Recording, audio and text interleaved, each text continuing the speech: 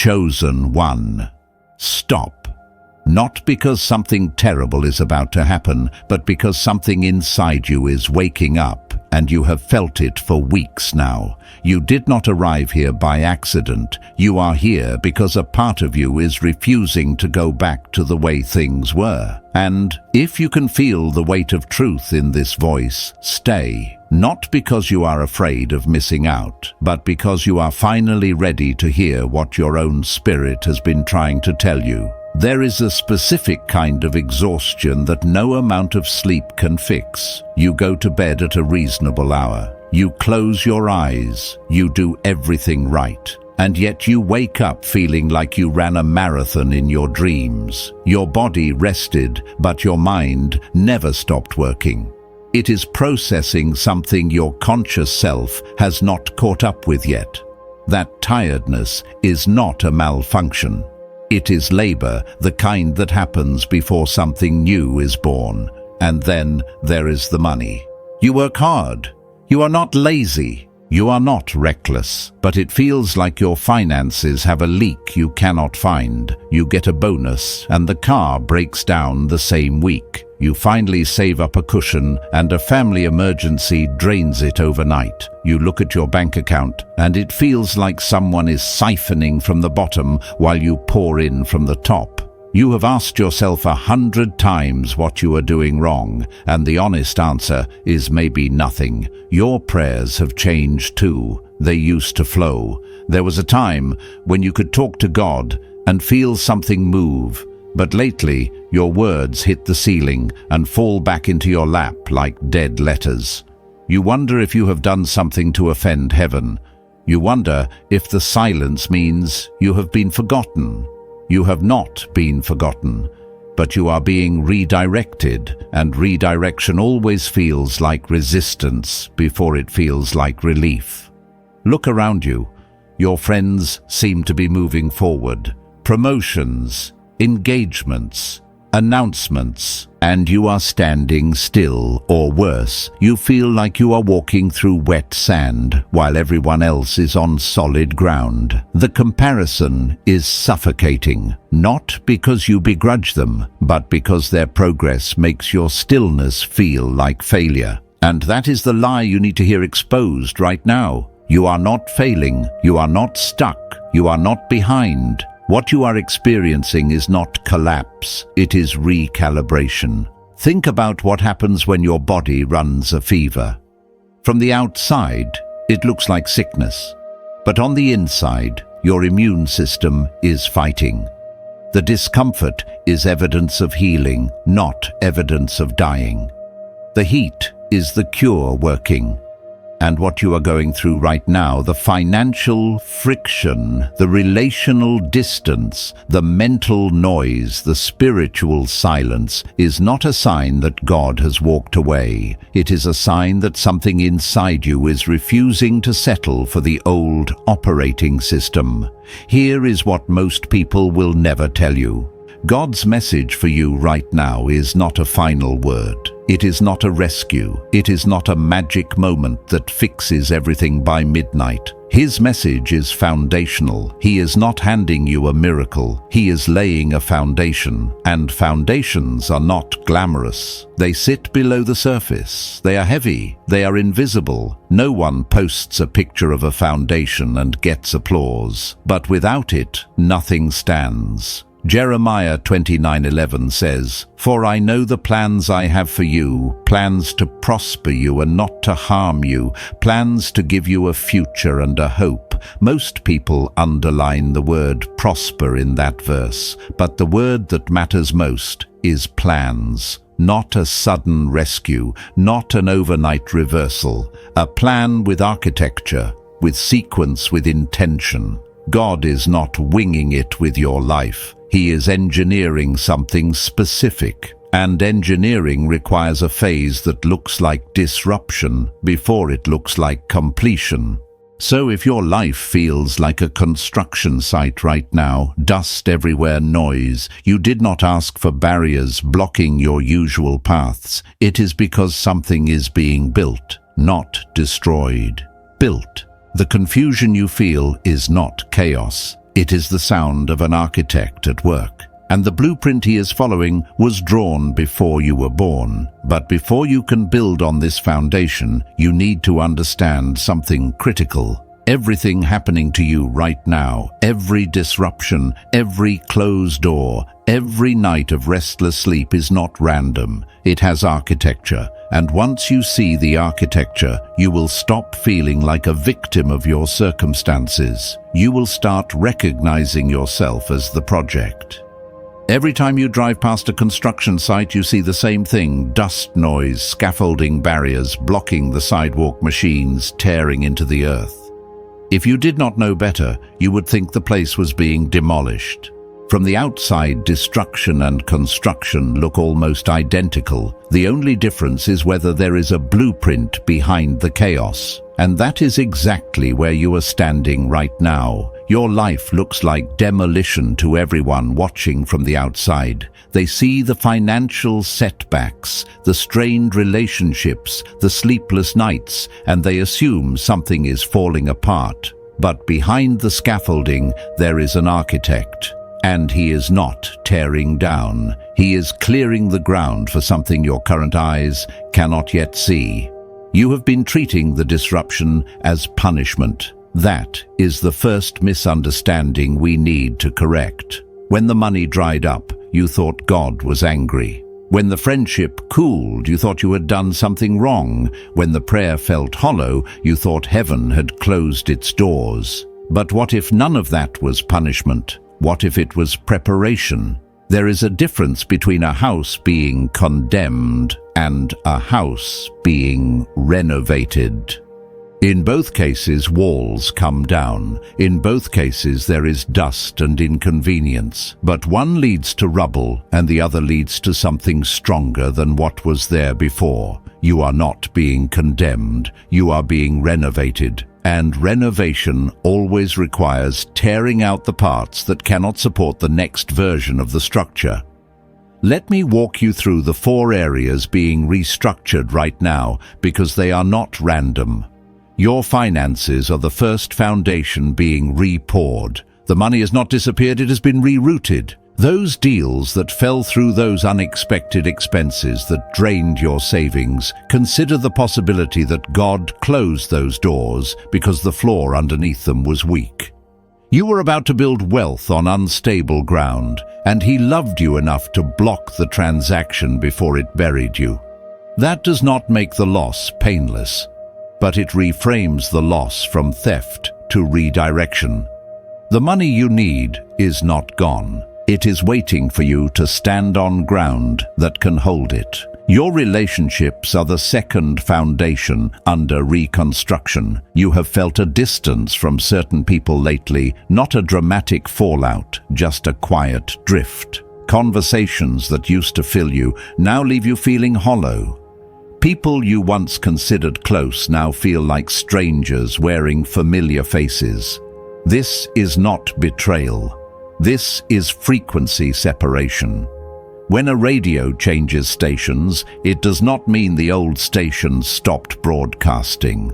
It means you are tuning into something different. Some people were meant for your last season. Grieving their distance is healthy, but dragging them into your next chapter will slow down what God is building. The third foundation is your mind, the racing thoughts. The 3 a.m. wake-ups, the mental fog that makes simple decisions feel exhausting. Your mind is not breaking down. It is processing an upgrade it did not ask for.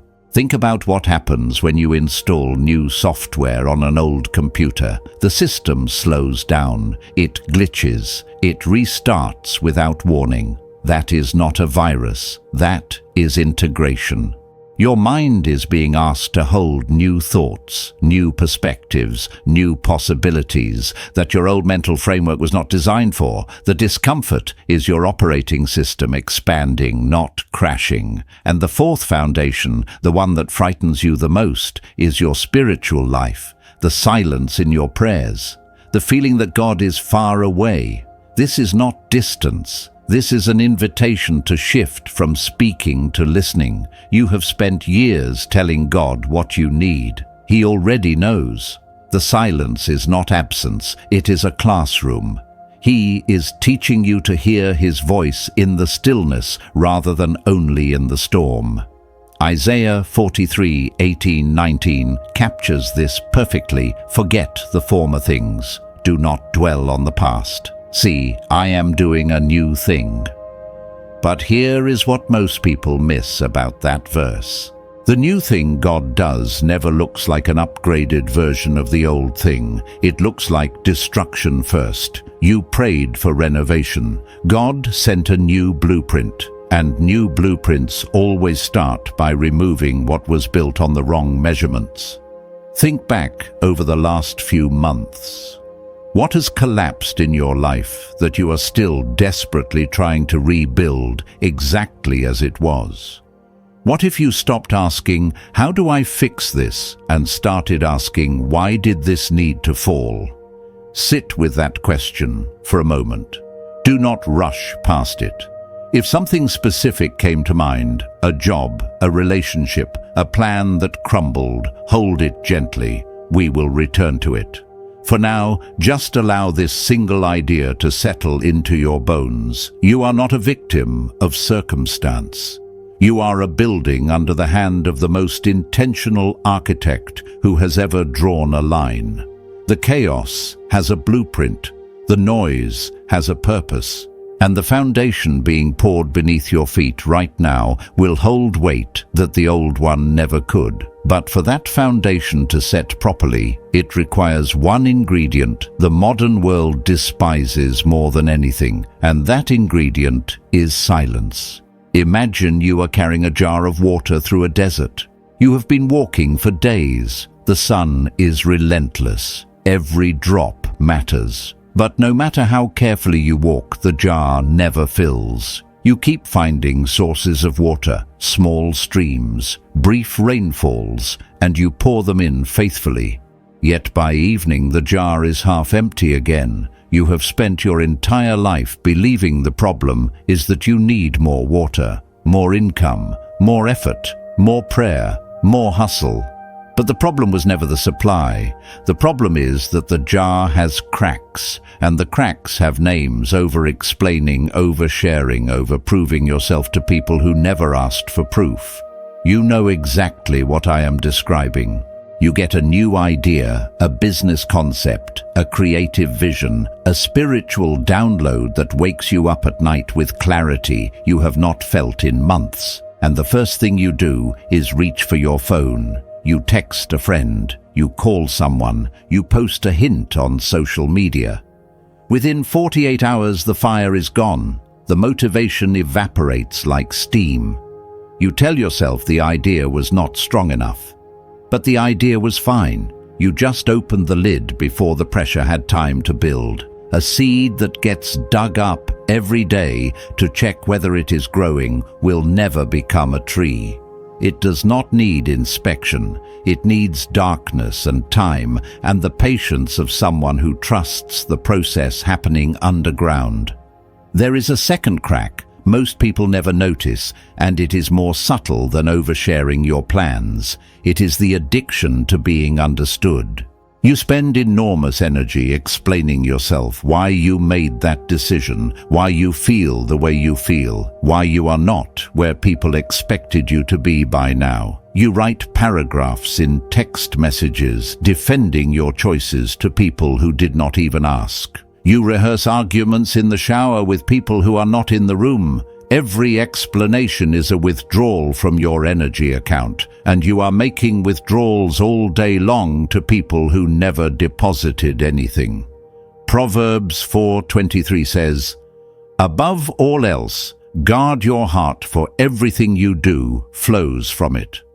Guarding does not mean hiding. It means being strategic about what leaves and what stays. A dam does not hate the river. It simply controls the flow, so the water goes where it is needed instead of flooding everything indiscriminately. Consider Joseph. He received one of the most extraordinary dreams in Scripture, a vision of authority of nations, bowing of a destiny that would reshape history. His mistake was not the dream. His mistake was the timing of his mouth. He told his brothers everything before the dream had roots deep enough to survive their jealousy, and they threw him into a pit. But here is the part that redeems the story. Even in the pit, the dream survived, because it came from God, not from the approval of his audience. Joseph's mouth created his prison, but God's purpose outlasted the prison. The dream did not need witnesses to be real. It needed silence to be protected.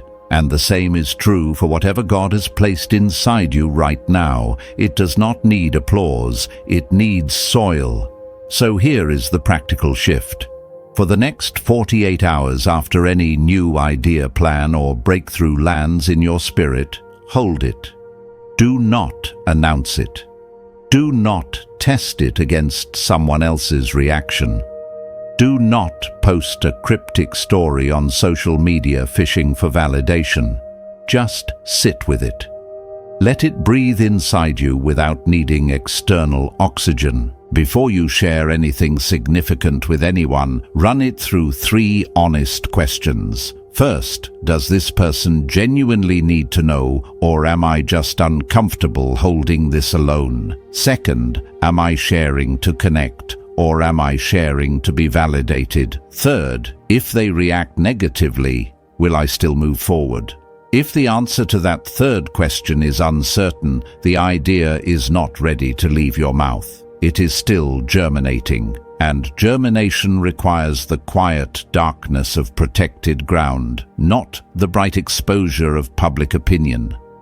Think about the last time you shared something important and immediately felt lighter in the wrong way, not relieved but deflated, like the air went out of a tire you needed for a long drive. That was not connection, that was leakage. You did not lose the idea, you lost the energetic boundary around it.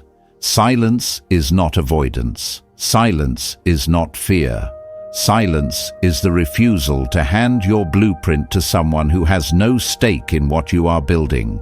It is the ancient discipline of holding what is sacred until the sacred thing is strong enough to survive the opinions of the world. And once you master the art of keeping your mouth closed at the right moments, you will notice something remarkable. Your energy stops draining.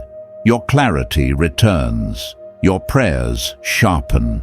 Because you are no longer scattering your power across 100 conversations that cost you everything and return nothing. But silence alone is not enough. Silence without structure is just holding your breath. And you cannot hold your breath forever. What comes next is learning how to breathe with intention, starting with the gate that everything must pass through before it enters your life. That gate is your mind. Your mind is a house. And for as long as you can remember, the front door has been wide open. Every thought that wanders by fear, comparison, self-judgment, worst-case scenarios walks in like it owns the place. It sits down on your couch, turns on the television, and makes itself comfortable while you stand in the corner, wondering why you feel so crowded in your own head. You did not invite most of these thoughts. They arrived uninvited, but you treated them like honored guests. You gave them your attention. You served them your energy. You stayed up with them at 3 in the morning, running through lists of everything you have not accomplished while everyone else seems to be thriving. And the hardest part is that you have confused their presence with their ownership. Just because a thought is inside your mind does not mean it belongs there. There are 3 kinds of thoughts that move through your mind on any given day, and learning to distinguish between them will change everything. The first kind is your own, your genuine thoughts, the ones that come with a quiet clarity that feel like they are moving you toward something rather than pulling you into a spiral. These thoughts tend to be simple and forward-facing. They do not scream. They arrive like a calm knowing. The second kind is inherited thought, the voice of your parents, your culture, your environment. These are the expectations you absorbed before you were old enough to question them. They sound familiar because you grew up hearing them, but familiar is not the same as true. You can carry a thought for 20 years and still not own it. The third kind is noise, fear, comparison, self-sabotage. These always come with a physical signature. Your chest tightens, your stomach drops, your jaw clenches without your permission. Noise never builds anything. It only burns energy and leaves ash. 2 Corinthians 10:5 uses military language to describe what to do with unwanted thoughts. Take every thought captive.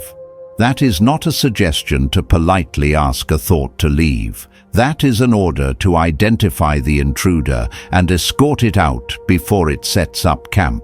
You do not negotiate with a thought that tells you at midnight that you are worthless. You do not sit with a thought that whispers you have missed your window and everyone has moved past you. You recognize it, name it as noise, and refuse it entry. Not with shouting, not with panic.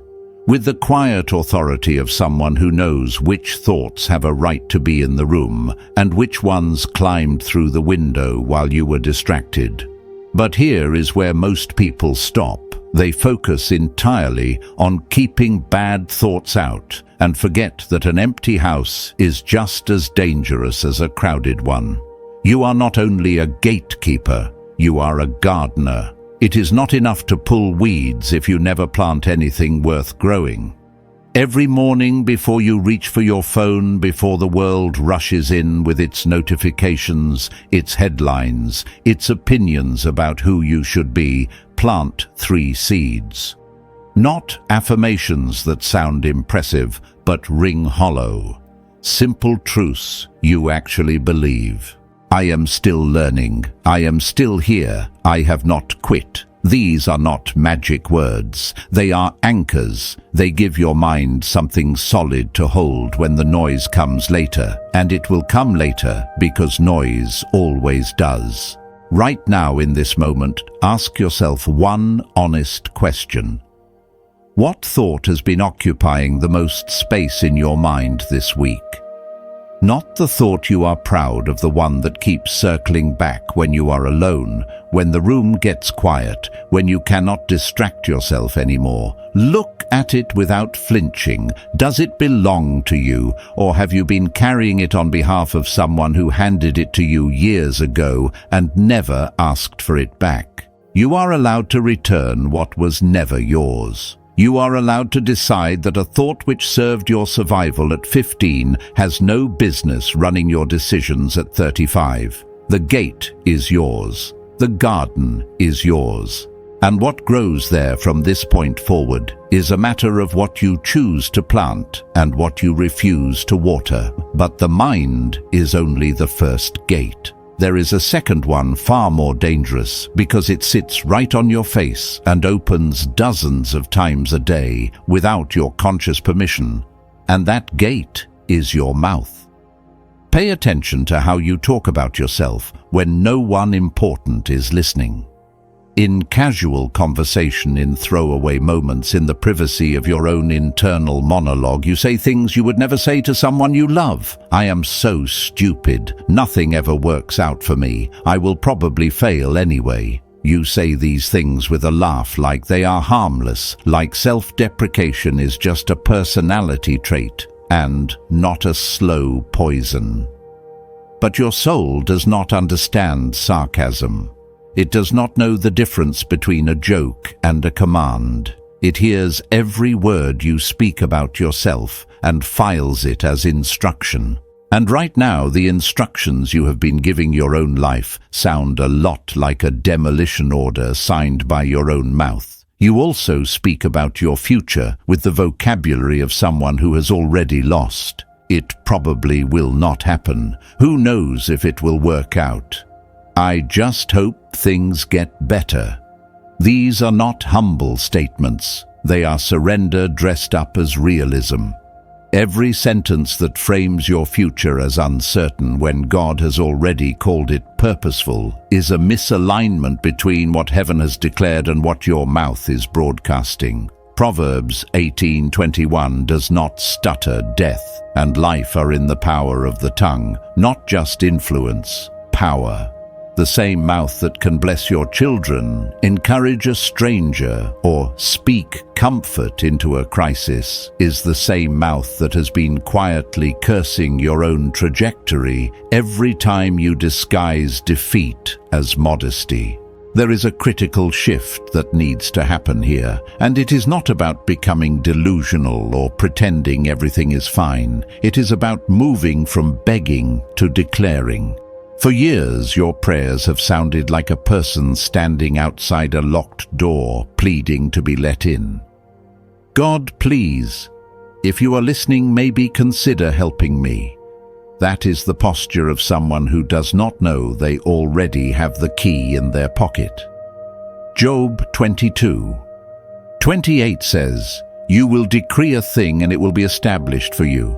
The word decree is legal language. When a judge issues a decree, it is not a wish. It is a ruling backed by authority. And when you speak truth that aligns with what God has already promised, you are not trying to manipulate the universe. You are agreeing with the verdict that has already been rendered on your behalf. The shift is not about volume. You do not need to shout. The shift is about conviction, knowing that your words carry weight, because they echo something that was settled before you opened your mouth. Here is the practical discipline. Start tonight. For the next 7 days, simply observe yourself. Count how many times in a single day you say something negative about your own life, your own ability, your own future, even in jest. Do not judge yourself for the number, just notice it. Awareness is the first crack in any pattern. Then begin replacing not with forced positivity that feels like a costume, but with neutral truth. I am so stupid becomes I am still learning. It will never work becomes I do not know the outcome yet. These replacements are not affirmations. They are corrections. They are your mind's way of refusing to sign a contract your soul did not agree to. And then, each night before you sleep, speak one sentence over your own life that you genuinely want to believe. Not loudly, not dramatically, just quietly, with the steady certainty of someone placing a brick exactly where it belongs. I am being built for something larger than what I can see today. Say it like you mean it. Say it even when you do not fully believe it yet, because repetition is how concrete sets. It doesn't harden on the first pour. It hardens through time and consistency and the patience to keep showing up before you see the result.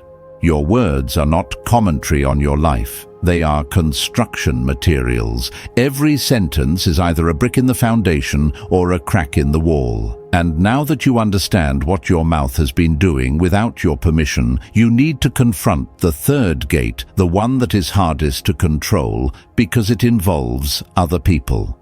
Specifically, it involves the question of who you have been allowing to stand close enough to speak into the very foundation you are trying to pour. There is a difference between a locked door and a guarded door. A locked door keeps everyone out, including the people who belong. A guarded door lets the right ones in and keeps the wrong ones at a respectful distance. You do not need to become suspicious of everyone in your life. You do not need to start labeling people as enemies or performing spiritual background checks on your co-workers. But you do need to ask a question that your loyalty has been preventing you from asking. Does everyone currently standing in my inner circle belong in the season I am entering? Because the answer, if you are honest with yourself, is probably no. And that is not a betrayal of them. It is a stewardship of you. Think about your life as a house with rooms. There is a front porch where acquaintances stand. There is a living room where friends sit. There is a kitchen where close companions share meals. And then there is a room in the back, a quiet room, a prayer room, the room where you keep your dreams, your fears, your unfinished plans, and the tender parts of yourself that bruise easily. Most people belong on the porch. Some earn the living room. Very few should ever be handed the key to that back room. But you, because of your generous heart, because of your desire to be understood, because loneliness sometimes makes you trade access for companionship, you have been handing out keys to the back room like they are flyers on a street corner. And then you wonder why your most sacred spaces feel trampled. There are 3 questions that will help you understand who belongs where, and none of them require you to accuse anyone of anything. The first question is this: after I spend time with this person, do I feel clearer or more confused? Not every interaction needs to be uplifting. Sometimes real friends sit with you in hard moments, and the conversation is heavy because life is heavy. That is fine. But there is a difference between heaviness that comes from honesty and heaviness that comes from someone quietly pulling you down to their altitude. If you consistently leave a person's presence feeling foggy, doubtful about yourself, or inexplicably drained, that is not a personality clash. That is data, and data deserves your attention even when your loyalty wants to ignore it. The second question cuts deeper. Does this person share with me as much as I share with them? Healthy relationships have a rhythm of exchange. You open up, they open up. You trust them with something vulnerable, they return the trust. But if you are always the one laying your heart on the table while they give you polished surface-level responses, you do not have a relationship. You have an audience. And an audience does not pray for you. An audience watches you and forms opinions.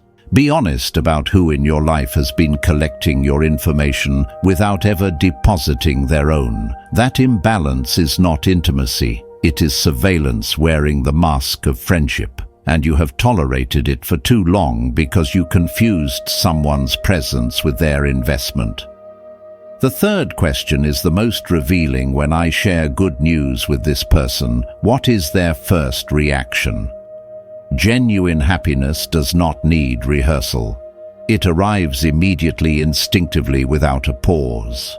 But if you have ever shared an accomplishment and noticed a micro-hesitation, a brief flicker before the smile arrives, a compliment that comes wrapped in caution, like that is great, but are you sure you can handle it? Your spirit registered something your mind tried to excuse. You do not need to confront them. You do not need to start a war. You simply need to adjust the access. Move them one room closer to the porch. Share less, respond shorter. When they ask about your plans, your new default answer is 5 words: I am waiting on God. That is not a lie. That is not passive aggression. That is the truth dressed in the simplest clothes it can wear, and it gives them nothing to work with. Matthew 7:6 says, "Do not throw your pearls before swine." That verse sounds harsh until you understand what it is actually saying. It is not calling anyone a pig. It is telling you that not everyone has the capacity to recognize the value of what you carry. And when you hand something precious to someone who cannot appreciate it, the pearl does not lose its worth, but it does get trampled. Your dreams are pearls. Your plans are pearls. Your vulnerability is a pearl. Stop laying them on tables where they will not be honored. The beautiful thing about adjusting access is that it does not require drama. You do not need to send a paragraph explaining why you are pulling back. Silence does the work for you. Reduced access speaks louder than any confrontation, and it protects your energy in ways that arguments never will. Here is the truth that will feel lonely before it feels liberating. When you create distance from people who do not belong in your next season, the room will feel empty for a while. That emptiness is not punishment. It is preparation. New people cannot arrive if every seat is already taken by someone who stopped earning their place years ago. Your assignment is not to fill the room as fast as possible. Your assignment is to trust that the architect who is redesigning your life is also curating your circle, and he does not make mistakes with the guest list. But now that the gates are set, your mind guarded, your mouth calibrated, your access restructured, it is time to stop building walls and start building power. Because everything you have done so far has been defense. What comes next is the thing the enemy never wanted you to discover, that your greatest vulnerability was always your greatest weapon waiting to be trained. You have spent your entire life being told you are too much, too sensitive, too emotional, too affected by things that other people seem to brush off without a second thought. You walk into a crowded room, and within minutes you can feel the tension between two strangers who have not spoken a word to each other. You sit across from a friend who says they're fine, and something in your chest tells you they're lying before your brain catches up.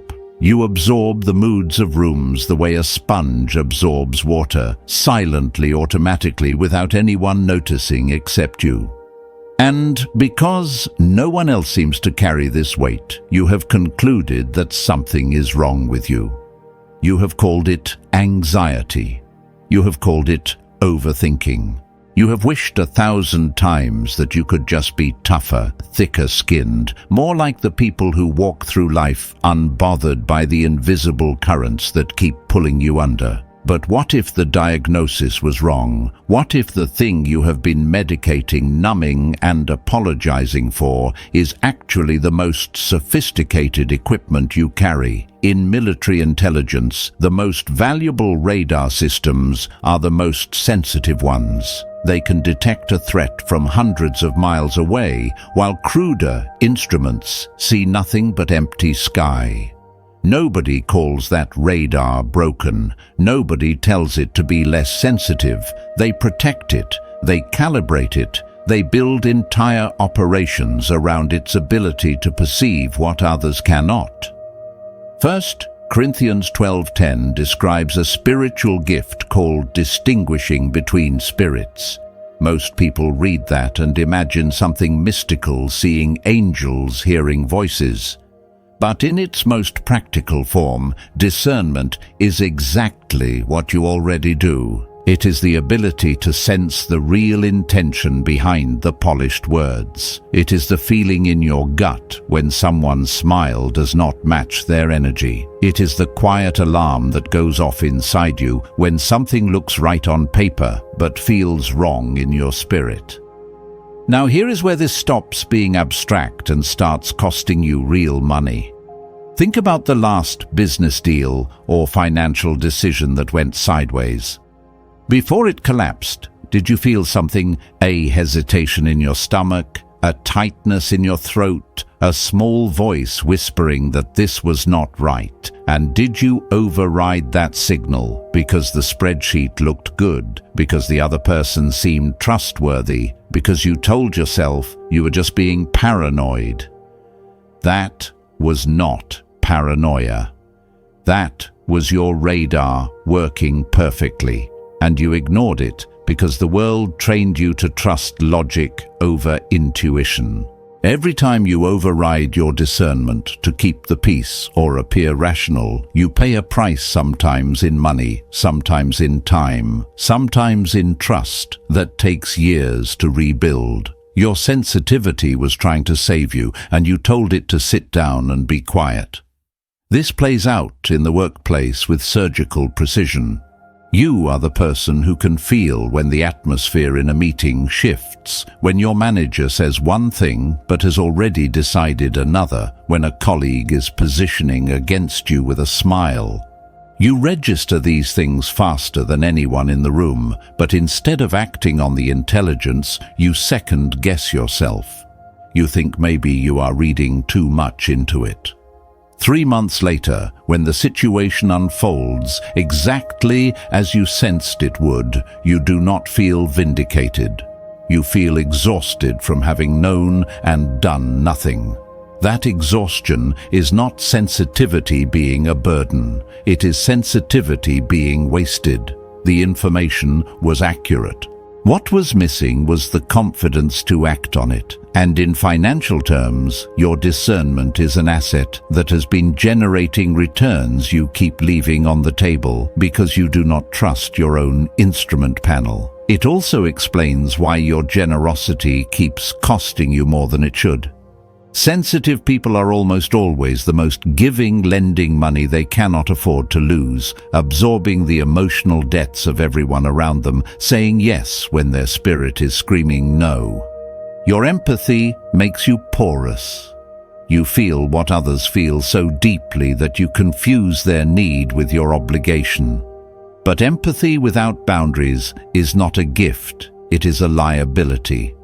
A radar system that absorbs every signal without filtering will overload and shut down. That is exactly what happens to you when you give without discernment. You crash, you withdraw, you go silent for days, and everyone calls you moody when really you are just a machine that was never taught to manage its own power.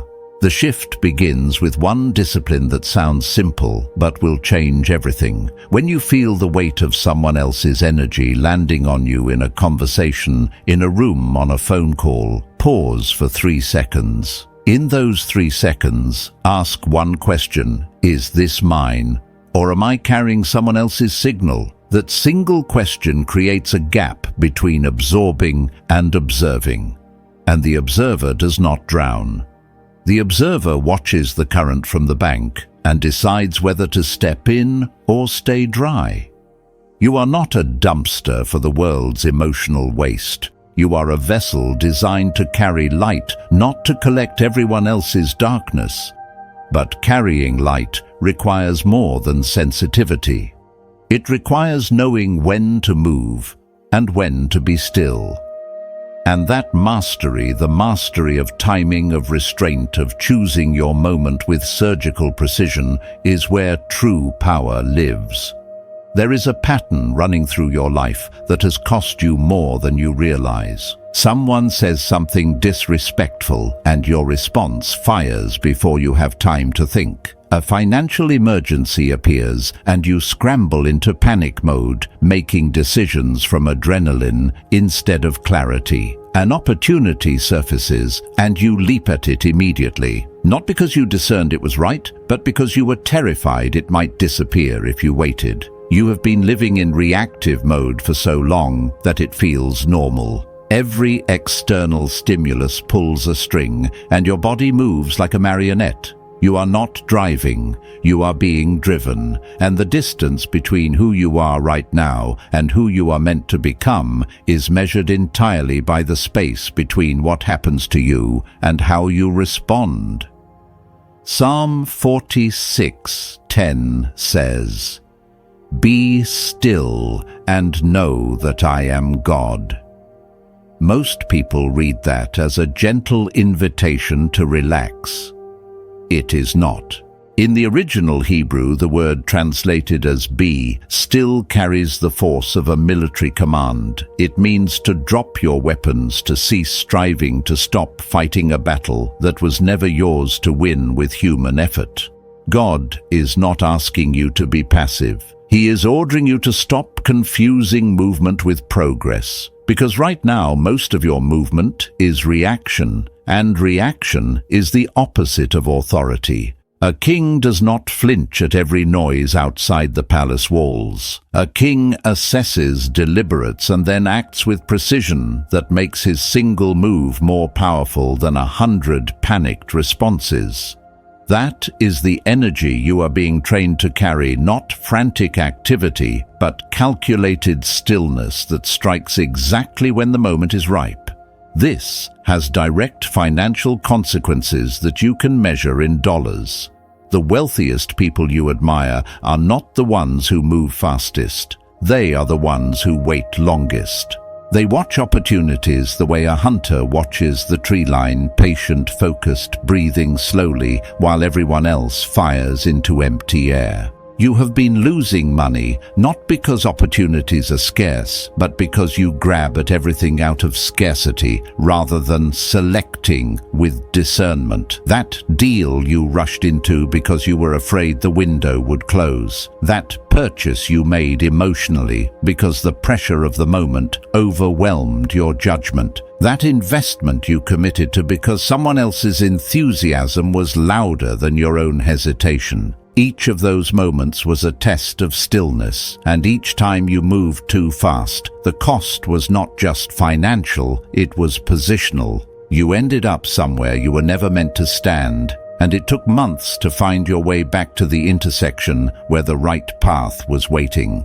Proverbs 16:32 draws a line that most people are not ready to hear. Whoever is slow to anger is better than the mighty, and the one who rules his spirit than the one who captures a city. Ruling your spirit, not ruling other people, not controlling circumstances. Ruling the space inside you where decisions are made, where impulses are born, where the difference between wisdom and foolishness is often nothing more than 3 seconds of deliberate pause. That is the throne you were built to sit on, not a throne of external power over others, but an internal throne of sovereignty over your own reactions. And when you sit on that throne consistently, something shifts in the atmosphere around you. People begin to treat you differently, not because you demanded respect, but because composed people command a gravity that reactive people never access. Opportunities begin to find you instead of you chasing them, because stillness makes you visible to the right things, while panic makes you visible to the wrong ones. Here is your assignment, and it is deceptively simple. For the next 30 days, institute a 24-hour rule for every significant decision. Any choice involving money above a threshold you set for yourself, any new relationship that asks for your trust, any change that rearranges your daily life, wait 24 hours. If the decision still feels right when your pulse is normal and your emotions have settled, move forward with confidence. But if it only felt urgent when you were excited or afraid, that was not divine timing. That was adrenaline wearing a disguise. The throne between stimulus and response is yours. Sit on it. Do not abdicate it to fear, to flattery, or to the pressure of someone else's timeline. You have spent enough seasons being moved by everything outside you. Chosen one. This is the season where everything outside you begins to be moved by the stillness inside you. And now that the inner architecture is complete, mind guarded, mouth calibrated, access restructured, sensitivity trained, stillness mastered, the final question is the most practical one of all. Where do you put all of this in your actual, everyday, Monday morning life? Everything we have walked through, the silence, the boundaries, the radar, the stillness will dissolve into nothing if tomorrow morning you wake up and return to the same patterns that brought you here. Spiritual experiences do not change your life. Daily habits change your life. The spiritual experience only gives you a reason strong enough to change the habits. And right now, in this window between revelation and routine, you have a choice that most people miss because they mistake the feeling of transformation for the fact of it. You felt something shift. Good.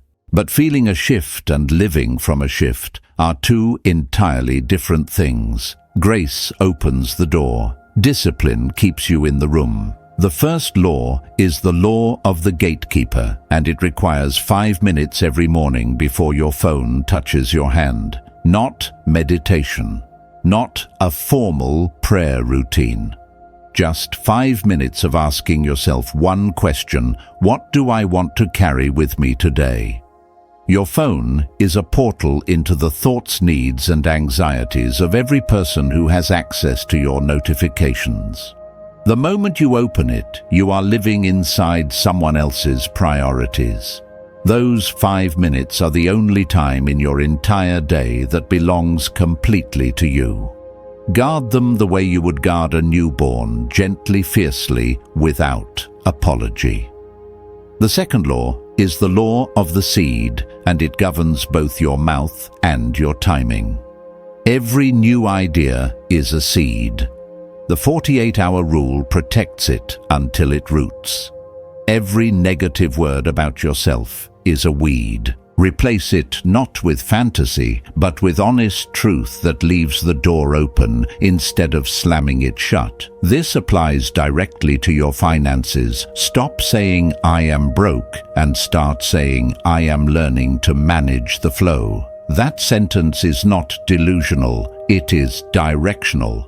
It tells your mind and your spirit that the story is still being written rather than already concluded. Deuteronomy 28:8 promises that God will bless the work of your hands, and the word that matters there is work. Blessing follows action. It does not follow wishing. Your words are the first action of every day, and they set the trajectory for everything that comes after.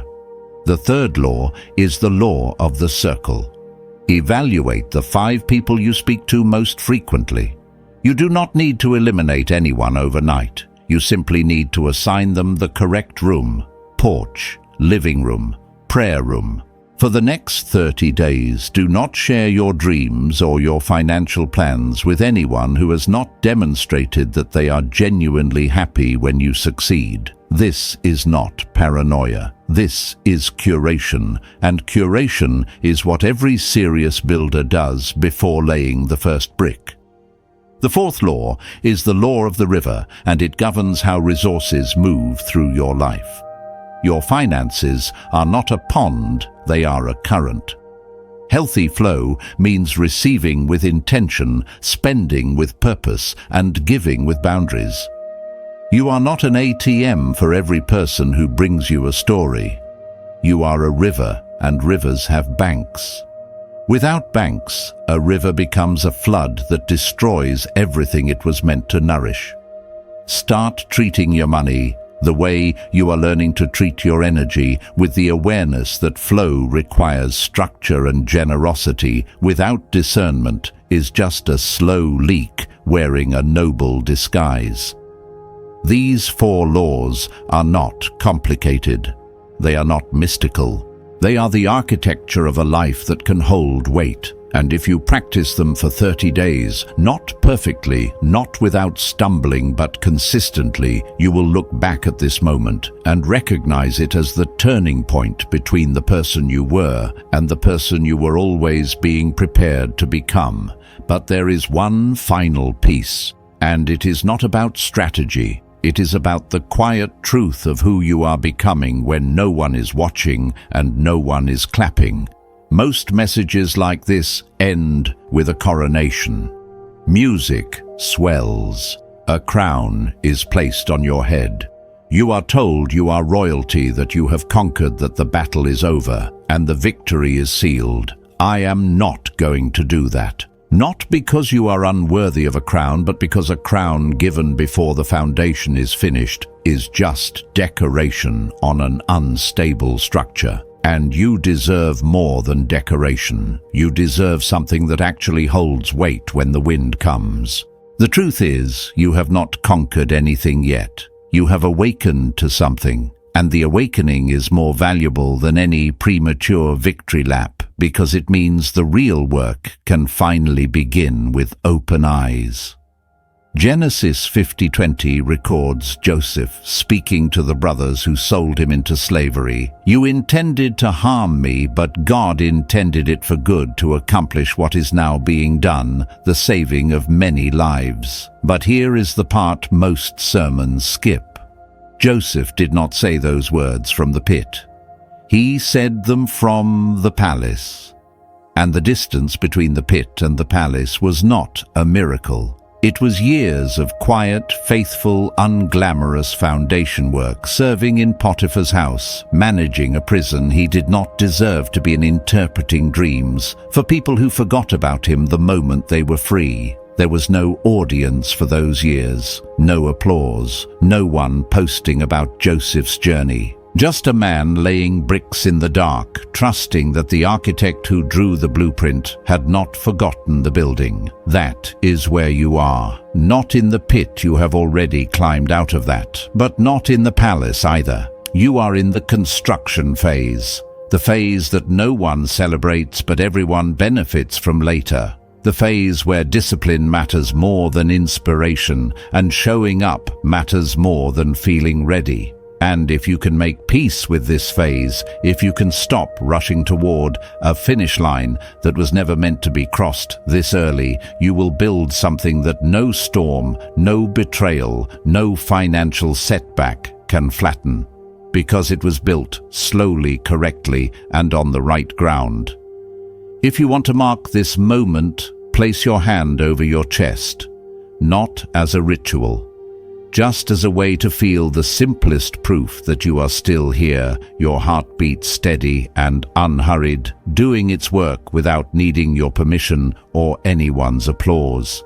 That heartbeat has carried you through every season you thought would break you. It did not stop when the money ran out. It did not stop when the relationship ended. It did not stop when the prayer felt empty. It kept building, kept pumping, kept laying the foundation of your survival, one beat at a time without asking for recognition. Let that be your model. Quiet, consistent, unshakable. Say this to yourself, not loudly, not dramatically, just with the steady certainty of someone who has finally stopped performing and started building. I am not broken. I am being built. I am not behind. I am being positioned. I am not late. I am arriving exactly on time for the version of my life that can hold what is coming. The foundation is not glamorous, but it holds everything. Anointed one, God's word over your life today was never a farewell. It was a first brick, and on this brick you will build. If what you heard today touched something inside you that has been waiting to be named, you do not owe anyone proof of that. But if you want to mark the ground where this began, leave one word below, just the word foundation. Not for me, not for the algorithm, for you, so that one day when you return to this moment, you will remember that this was the day you stopped waiting for rescue and started laying the first stone. And if someone you love is still sitting in the dust of their own construction site, wondering whether God has forgotten them, send them this. No explanation needed. Sometimes a single link is the most powerful prayer you can offer for someone without saying a word.